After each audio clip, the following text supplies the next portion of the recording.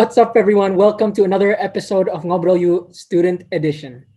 This is Mentari, and that is Rifki. We have a couple of great guests for you today. Tapi sebelum itu, Tar, gimana kabar lo? Masih work from home? Well, no, I've started working again from office. I feel like it's been the longest time, but I think everything is going back to normal, so I think it's a good sign. That's good to hear, because 2020 has been a struggle to so many people around the world. Dan True. Apalagi untuk mahasiswa, I mean, wow, online school for the whole year, itu susah banget. I know. Then obviously, they deserve to go to classes. Of course, I know, right? I mean, my batch was the first batch yang gak ada graduation because I graduated 2020. Itu aja orang-orang kayak, I feel pity for myself, but looking for the batch yang kayak di bawah kita itu malah lebih kasihan lagi karena most of their school year they have to do it through online. Their struggle is like extra, I guess. Well, tamu kita hari ini hadir untuk sharing pengalaman mereka sebagai mahasiswa di Amerika pada era pandemi. Langsung aja kita sambut aja Tetar. Okay. So, mulai aja kita dari West, ada Michelle Kaviona, the co-president of PERMIAS LA, California. Hi, Michelle. Hi, Tar. What's up? Good. Okay, and selanjutnya kita ada kedatangan Jimmy Sitompul, the president of PERMIAS Fort Collins, Colorado. Hi, Jimmy. How are you? Hi. How's it going? Okay. And also yang di tengah-tengah kita ada dari Midwest kedatangan Selma Raquel dari PERMIAS Madison, Wisconsin. Hi Selma. Hi Mentari, hi Rifki. Hello. And of course, all the way from the East, kita kedatangan Bernard Vega, the president of PERMIAS New York. Hi Bernard. Hello man, how are you? Hello Riff. Thank Hello. you for having me here. Good. Thank you so much for coming, and we're really sorry for the short notice, tapi you guys are the best. Okay. Oke, kita lanjut aja langsung ya. First of all, gue mau nanya kalian. Sekarang kondisi di kota kalian masing-masing itu seperti apa? And how has that changed over the past few months? Was it a positive change or a negative change? I don't know, you tell me. Let's start with Bernard. Okay. Well, New York hasn't really changed that much, honestly, that I felt in this past, let's say, a few months, yeah. But if we look back from last year, kayak bulan Februari, parahnya itu gila New York. And, luckily, I left New York. Was it, I think, March 2020? I left before there was a viral video that went on of people loading, saking banyaknya orang yang meninggal gara-gara COVID. They had to load bodies into trucks. So literally before the peak and before lockdown, I left. And then ever since then, the struggle between, the news with our governor, Andrew Cuomo, and the federal government kan on the news, lumayan viral juga kan for a few months. And then we had elections, and then now things seem to be going as planned. Sekarang, it's almost as if, I think when I first came back to New York, in January, it was as if it was back to normal, almost like back to normal, but with masks on. So that was like the only difference. They said, the people said, and having come back, and it almost seemed to be the case. Lebih sepi juga, I have to say that. Public areas lebih sepi, subways lebih sepi, rush hour lebih sepi.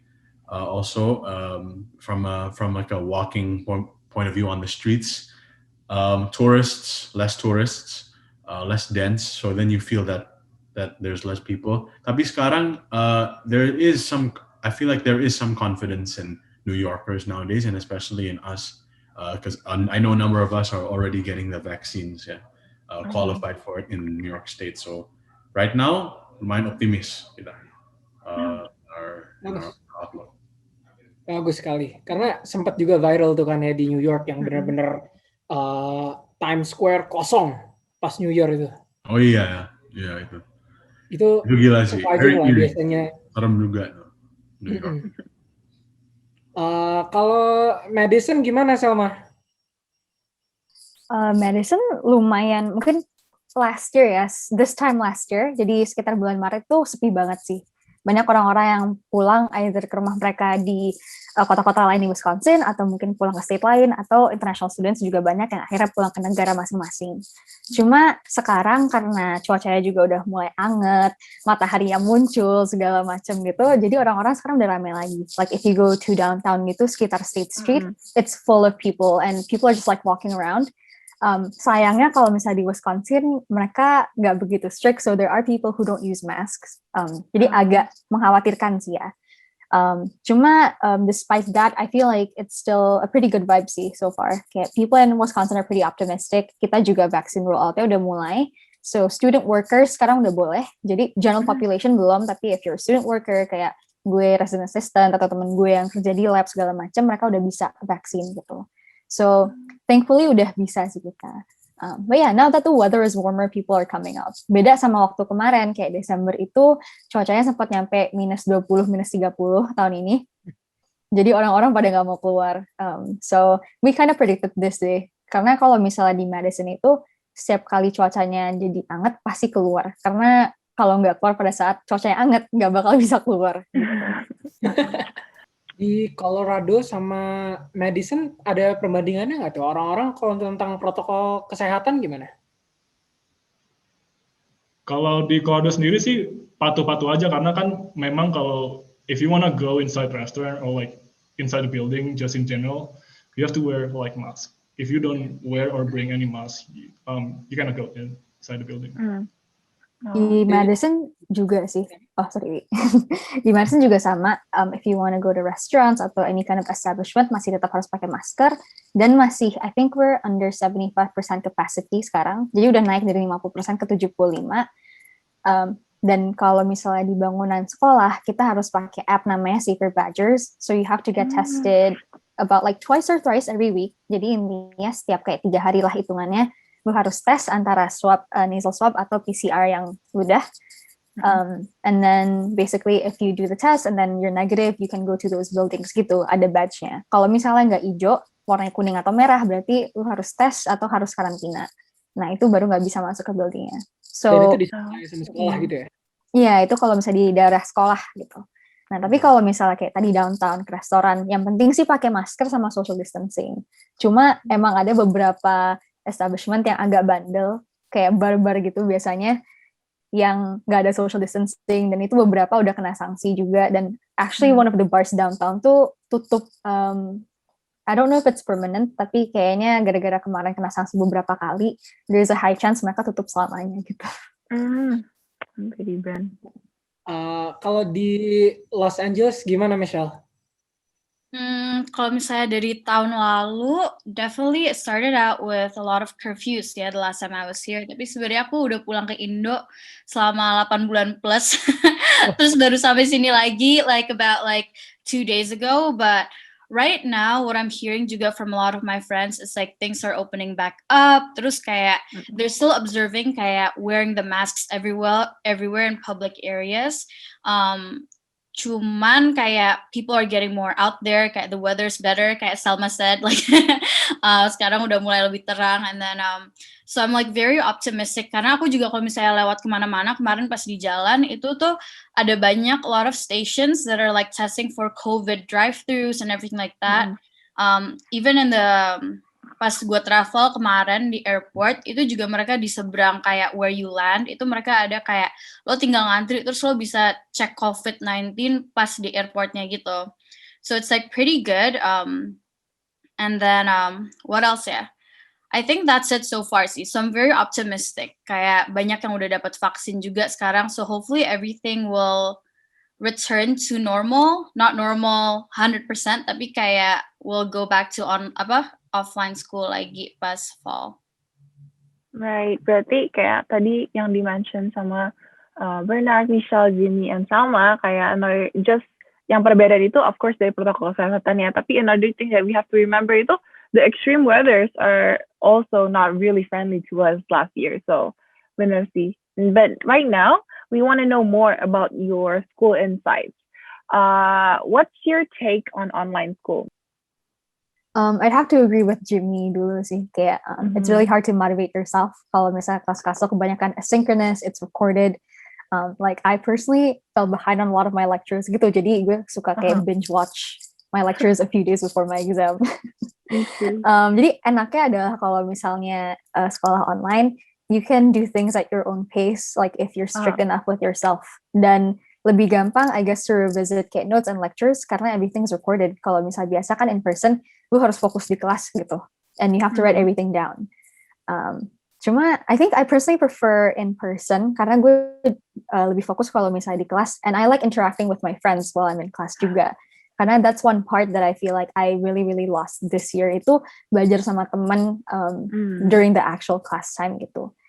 Thankfully, we have a lot of technology sekarang. Jadi kalau misalnya sekarang itu gue sama teman-teman gue, like we like to hop on Discord, so we're just like in the same room, kayak ngobrol juga while lectures going on, which is nice. Cuma itu sih, bener kata Jimmy, susah to motivate yourself. But then at the same time, so technically, like the online school teaches you how to like do your manage your time better, I guess. Yeah, kan. So Bernard, Michelle, kan you guys went back home. Aduh, itu susahnya nambah-nambah tuh, plus time difference kan. It was during winter, it was like 15 hours different. Like, do you guys even sleep at all? Like, how did you guys do it? Team no sleep, yeah, Bern. I sleep and then I watch the recording the next day. Oh. Our attendance really. Gimana? I read the syllabus and then I attend the first class. I attend the first class and then I hear the professor, oh, we do provide an asynchronous option. Ya udah gua ambil. Tapi kalau enggak ya nggak ambil gitu. Yeah. It's like it's difficult, right? And then Michelle probably knows, right, that it's just like the deadlines are, you have to like reorient yourself again. I missed the class once because of daylight savings. I mean, no, seriously, it was literally right. And like I didn't and I also there was like this moment where I missed a quiz because of the confusion in time zone. And especially when it was last year, at fall of 2020, there was a lot of professors were still adjusting, right? And especially with people all around the world, I think that's difficult. But generally speaking, I think even now, even being in New York right now, online school is, for me personally, is lumayan susah sih. I mean, like, it's monotonous. Soalnya lu cuma di belakang layar doang, terus you're like, it's like close tab, open new tab, that's my lecture. And like, there's no interaction, I think. I think in order for you to develop, you need to have the interaction, and also, to make sure that you're still motivated. And I think, Jimmy mentioned it, Selma touched on it a bit, right, in terms of motivation and time management, therefore, and your attention span also. And I've noticed my attention span has decreased. I can't really focus that much, right? Because my phone is right next to me, and then I'm watching a lecture, boom, notification. So what I do is I put my phone in the other room. So essentially, lumayan susah sih. Apalagi dari, tahun lalu di Indo, doing online school was also hard as well. So, but you learn from that, I think. So yeah. I think to add to that, kayak with the time zone difference, itu tuh kayak I know people who take 3 options. Kayak Bern, I think is lucky with like having all asynchronous. Jadi bisa set your own schedule. Tapi I was in a position yang kayak ada 2 kelas asynchronous, terus 2 kelas tuh I have to attend. And then I think like the harder parts, it's like more for like the midterms or like the actual exams where they're just like, oh, you have to take the midterm at class time, and that might be kayak jam 1 pagi or like at 2 a.m. like, and like I do believe so much like your mental energy and like your state really affects your performance kan. Jadi kadang tuh kayak nggak seimbang gitu loh. And even I know some of my friends who can't attend because of the time zone difference and they have to like make up with extra tasks to do it. Ada juga some people who like opt to literally just switch their sleeping schedule and just like completely like just sleep jam 12 siang sampai jam 8 malam and then just have their days from like 8 malam sampai jam 12 siang. That was like, that was me for like Monday to Wednesday biasanya. Terus abis itu kayak Thursday to Sunday, and then I'd go switch back. So it was just really confusing. So I'm like, needless to say, I'm happy I'm back here. I can like have my regular schedule again. Finally go to like normal dinners and have a normal sleeping schedule, you know? That's something that I'm most excited for when I'm back here. And then you get those people that it is already their sleeping schedule. Jadi nggak usah di rumah-rumah gitu. That's true. That's so oh my true. God. Yeah, berarti kayak your body clock just like go around. Apalagi you said like Monday to Wednesday. So it's like jet lag for 8 months. Right. Right. Oh my. Terus setiap quarter kan ganti-ganti schedule-nya kan. So I think that's like one of my biggest regrets. Like I think the last quarter I didn't have that good of a schedule. Kayak I should have like planned even more ahead. Like, that's one tip. Like if people are like signing up for classes right now, I know like kind of for quarters they are signing up for classes right now. They just like gotta like be smart with their scheduling, which you know I learned my mistake. And I think the other thing I want to mention, kayak I think you guys touch on, is like lack of focus for like online schooling.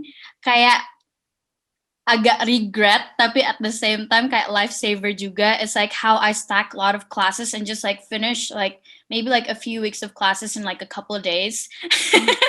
Jangan ditiru. But like itu kayak I would watch it in 2x speed. Terus tuh gue bukan kayak tipe orang yang everyone's like nodding in agreement. But like everything's open notes, so I'd take like super extensive notes. Tapi pas kayak 2 weeks later when I like read it back, gue kayak, who wrote this? What is this? Yeah, what is this? You know. I think some of us know here also know that there's a friend of mine. Some of you guys might know. He a semester's worth of class. He decided to study. And it was all dependent on and the final grade was all dependent on the final, right? An entire semester of class, he crammed in 2 days. Wow, that's crazy. Kalian sebagai mahasiswa, itu kehidupannya berubahnya seberapa banyak sih? Segimana sih? Apalagi yang sempat lama abroad-nya ya, Jimmy, Selma yang sempat di Madison lama, atau Michelle sama Bernard yang seperti Jakarta juga. Itu kehidupannya perubahannya kayak gimana? Jadi sebenarnya Maret sampai Agustus tahun lalu gue pulang dulu pas ini puasa terus Lebaran kan. Jadi sempat di rumah dan itu bener tapi gue di rumah doang, gue nggak keluar segala macem karena baru-baru banget. And I live with my parents sama my grandma juga. Jadi takut kalau misalnya terpapar kan lebih bahaya untuk yang lebih tua lah ya gitu. But then when I came back here sebenarnya I felt a bit freer mungkin karena summer in Madison, like there's a lot to do. So I remember summer itu gue banyak kayak picnic lah sama my friends, terus paddleboarding segala macam. So I think it was really nice because we got to do more outdoorsy stuff yang mungkin biasanya kita nggak sering ya, kita lebih mungkin sering kayak ke bioskop lah atau ngumpul di rumah temen. Cuma because of the pandemic kita mikirnya, oh let's just do like more active stuff, something outdoorsy gitu, kayak outdoors. Kalau dari Bernard gimana? Yeah, well, when I was in Indo, yeah, I did a lot of what Selma did. I did a lot of outdoorsy stuff too. I picked up cycling. So like it was so you do these weird. I mean, it's not weird, tapi you just make use of what you have, man. And also, I would say you're also kind of what's it called? I don't want to say. Maybe you reconnect with some of your old friends. I think. Because everybody's stranded, I think. We all did that. We made new friends, or we also reconnected with old friends. So, for example, life for me back then was I had formed a small group, including with one of my old childhood friends, and literally every day in day out kita Zoom. You know, yang dia juga di Indo juga. So like we Zoom, and literally bisa berjam-jam kita Zoom. 8 to 10 hours kita bisa Zoom, and we'll just be all right. I'm gonna go eat lunch, or I'm gonna come back. Okay, let's do work. And then we literally kayak ini, we would have this layar di depan, and then we'd just be working, and then tahu nggak sih ini, oh, and then we start talking, rumpi, blah, blah, blah, whatever. So we did a lot of these things. So I think, you know, we held in there, like in terms of, well, we as in me and my friends and my group did. and me personally as well. Also, you get to spend time with family juga kan. So you sort of, you're also grateful for those things kan. But thirdly, I know for mentally, for I think especially with those people who are in the US, I had a friend I was calling also, like we called like weekly or like bi-weekly gitu. And I noticed that dia kan di US, right? And I would call him. Dia lama-lama, I knew he was under a lot of mental strain. And he was a lot of under because he was very stressed. He was very snappy, very critical of me, very critical of things kan. Gara-gara, yeah, I know he's alone. His roommate is not there with him.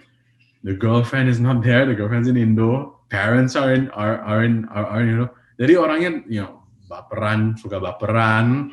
And then so I'm like, and so I sat around, I was like, look, just take it slow. I know what's going on. It's hard and all that.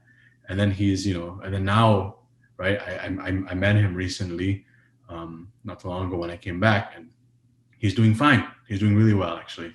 So it's a process, I think. Yeah, and you have to sort of appreciate the process, but you can also, I think, I appreciated the process, and I was able to have fun where I can have fun, and make use of it and try new things. So literally, I think it was more of an optimistic view in terms of how I dealt with And it. I feel like that's really important to have, not only get support from your friends, but also support others during this pandemic. Because mental issues itu banyak juga orang yang kenain, nggak cuma your friend kan.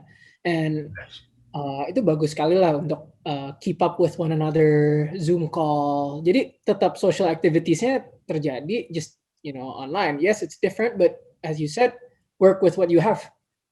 Yes, it's all about how you use it, and it's like, if make an obstacle, turn it into an opportunity. Right. I mean, I think it's very cliche to say, and then you see on these YouTube videos, kind of everywhere. Oh, how do you? Yeah, like actually do something like bike. I don't know. Yeah, bike. Like go cycle or something. I don't know. Like do something that's out of the norm. That's not you. Pick up cooking, misalnya. Become a chef. I don't know. Like a home chef, cook your own food, something like that. I mean, yeah, itulah sih. I mean, read a book, a lot of these things, right?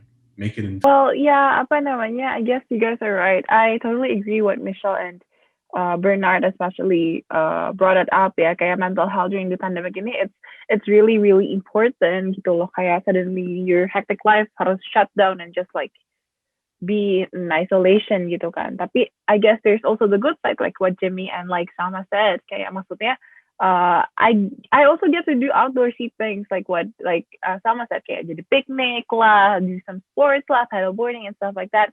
That's I guess the good part. And even what Michelle said, kayak not meeting with new people, even kenalan sama orang-orang through online. Like I've never met Jimmy, Michelle, Bernard, Selma, and Vivki, but I feel like I know you guys for a long, long time, and like you get more. I know, right?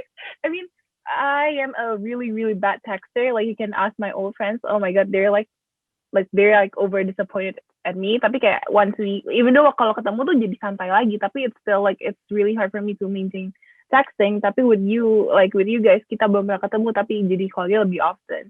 So I guess college life, I mean the pandemic life and everything else, it's colorful. There's like the dark side and there's also like the bright side. Well, for now, we want to know more. Like, how do you guys describe your college life in one word? Maybe we can start with Jimmy in like one word. Like plus jadi kan apalagi udah tambahan yang sedikit-sedikit bumbu pandemic, sedikit-sedikit bumbu yang extreme weather and like everything online class. How do you describe it? And why? I think for now, I would say it's developing. Karena it's because like karena semuanya beberapa kelas ever since last fall semester, like everything goes not every classes, but like some of them went in person hybrid. Tapi kayak di saat yang sama kayak juga mulai kayak job on campus juga udah mulai buka yang in person. Jadi kayak sepas pandemiknya baru mulai, gua tuh nggak kayak bener-bener cuma kayak di rumah doang belajar terus kayak makan rumah belajar makan gitu doang. Tapi kayak pas kampus sudah mulai buka buat in person lagi, well udah lebih banyak kayak job opportunities yang kayak job posting yang udah buka, jadi kayak syukurlah gue dapat dari fall kemarin gue dapat kerjaan in person, dan enaknya karena beberapa ada in person classes, my schedule got better, like everything is going organized even now, walaupun lumayan banyak workloadnya juga, tapi kayak everything is well organized now. So as of now, it's not my best, but like it's getting better actually. Oh, that's great. What about you, Bernard? What's your title for your college experience? I'm gonna steal a word that Michelle used. I'm gonna say opportunity. Okay. She used the word transformative, but I'll use opportunity. But opportunity, because I think I mentioned this before, Kan. There are many things that you have where, were challenging, right? Many challenges that online school brought to you, Kan. Tapi it's a matter of where of your outlook and your right frame of mind at that moment. And I think it's important for us to understand that it's actually that what might be an obstacle is actually an opportunity. So we have to be able to see that we have to be able to flip the coin and see it that other way. On top of that, I think there are moments in which there are moments where when you're so okay, you've accepted the current condition, right? And then you're venturing into you're into something new, kind of picking up a new hobby, joining PERMIAS, joining or doing something, right? Making a buka PO, kan, or something like that, buat makanan itu or anything or something like that, right? Those are opportunities for you to meet new people, make new friends, kan, explore career options, kan, explore your passions, kan, discover yourself. As cliche as that may sound, right? It's a very stoic thing actually to discover yourself, because it's you're focusing on the self, I think, right? In a world that's where everybody's looking out so externally on each other, there was a time for us and for me in particular to be able to look at my own self, gitu. So it was opportunistic, not in a negative connotation, tapi in a more stoic connotation, di mana gue bisa improve sebagai orang itu, as a person I can improve and deal with the situation graciously, if that makes sense. And so I think ini di semua sisi ya, di academic, career, and personal, and social, and all these things. So opportunity would be the word for me. Oh, it reminds me of Winston Churchill's quote, like, never waste a crisis. Like, you got to be an opportunist. That's right. Yep. So, Selma, gimana, Selma? What about you? I think mine's not really a word, but it would be kayak taking things one step at a time. Okay.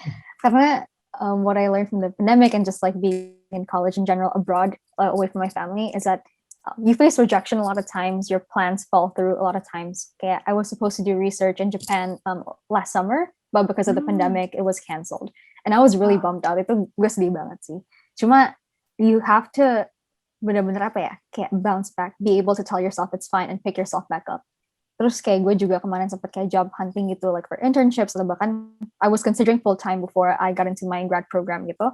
And I was rejected a couple times juga kan. And that was, I burnt out basically, and it took me a while to like really take a step back, terus bener-bener kayak refleksi, what went wrong, like what can I do afterwards, and really convincing myself that it's fine, that rejection is normal and it happens to a lot of people, and you can learn from it gitu loh. So really just taking things one step at a time is really important, apalagi kalau misalnya lu masih kuliah. Like there's a lot of things that can happen, kayak tadi your plans fall through, atau misalnya lu reject dari internships, atau bahkan you find out like a year or two into your major that you don't like things. So I think just like taking a step back every once in a while and really looking at what's around you and who you are and who you want to be, I guess, in the next few years is really important selama lu kuliah. And it always changes, kayak you find out that you want to do things as you keep on studying, as you keep on like learning new things. So yeah, just take things one step at a time. Especially kayak situasi di sini yang semua hal kayak nggak ada yang tentu gitu loh. Like anything can Right, happen right. at any time that you can control. Just want to say I love that advice, by the way. Kayak I love it so much. Kayak I just take so many things terus overwhelm myself, but gue ngerasa kayak diceramahin sama kayak listening to your story. So One door closes, another one opens. Yeah. Yeah. I And- guess taking it. Oh, gimana? Oh iya, sama I guess one thing is I went to like counseling lah di sini, kayak biasalah anak-anak kuliahan suka stres kan gitu. Iya. So I lagi curhat gitu sama orang, terus the person said kayak sometimes you think too much about the future that you're already anxious about the future before you're done with your present gitu loh. So that's also one thing. It's good to plan ahead, to plan like what you want to do and like list out your goals, but don't let it consume you gitu. So Yeah. also be aware of where you are right now. Okay, practice mindfulness. I guess taking it slow, taking your time. It's not always a bad thing. It's actually like a phase that you have to go through. Yeah, berarti ya. Yeah. Nah, okay. We touched up on a couple of tips that we have for other students or for current students lah dealing with this issue. Tapi gue juga mau bring up, apakah kalian punya tips juga or insights for prospective students who are right now applying to schools in the US and are worrying of the current condition? Any tips that you have for these guys? Let's start with Michelle. I think the first tip, plug lagi at PERMIAS, but connect with like your Indonesian roots, the US. I think that was the first thing I did when I want to go to UCLA. Aku ngeliat kakak kelas yang, went to UCLA, and we went to literally ate sushi for an hour, and then after that, they gave me tons of tips yang kayak I wouldn't have known, specifically about my school kalau misalnya they weren't there, and it just always gave me sort of like, gimana ya, something close to home that I can always go to. Jadi ngerasanya kayak even though you're in this like foreign city, and gue tau kayak with how situations are going through now, my parents selalu nge-forward, ada news ini loh, ada news ini loh, ada news ini, and sometimes that just like worries you. But then even just having something for yourself and telling your parents like, hey, look, I actually have like tons of like Indo friends here, and like, these are my people, and they can like help me through this. I think that's really great. And like, setahu gue sih, what I've experienced myself to a lot of the Indos that go to school in the US is just always like trying to help with one another. But I guess with my second tip, that caveat that comes along with that is also like, have your Indo friends, but also explore and get to know like all these people and these different cultures. People are coming from these different backgrounds. Jadi kayak have your Indo friends, but also don't just stay in your comfort zone and get out there, try new things like skydive, I don't know. But yeah, I think those are my two tips. To get a balance of both, yeah? For sure. Thank you, Jim. And finally, Bernard. I think a lot of good points were mentioned, so I don't think there's much to add. But if I were to add, just to give you some context, I think when I was going in freshman year, and I knew a lot of people that were going in freshman year, everybody had very, very ambitious plans. I knew someone who wanted to do a double major in computer science and journalism, cross school, right? Other one wanted to do computer science and econ, which is a major, tapi kayak that, and they also wanted to do a business minor. So they really wanted, like, very ambitious and really, really wanting to plan out kayak your coursework ahead. And they're very enthusiastic because college is a new experience. Like, you're walking in there, you're like, you walk in the halls of the library, you meet these really great professors, these really great people, this new environment, new suasana. And so like, you get all, but so it's just take a step back, right? Take a chill pill for a bit, right? Don't really worry too much about your coursework. Go with the flow in terms of following what you really like, what you want, and like, for example, like when I was when I was in my first year, I took sort of this program called GLS, which is basically like a PPE, philosophy, politics, and economics, right? And I was planning to do that with another econ degree, and I was planning to transfer to the business school, right? And I figured, like, is this really what I want to do? Like, and I found, after a while, I was okay. Look, I'm just going to take these 3 classes and I'm going to choose one major to focus on and do really well in. And so then economics wound up being the thing, right? So that's the first point I'd say, is to basically slow down a bit in choosing your coursework, even though you might be ambitious in the work. Tapi just,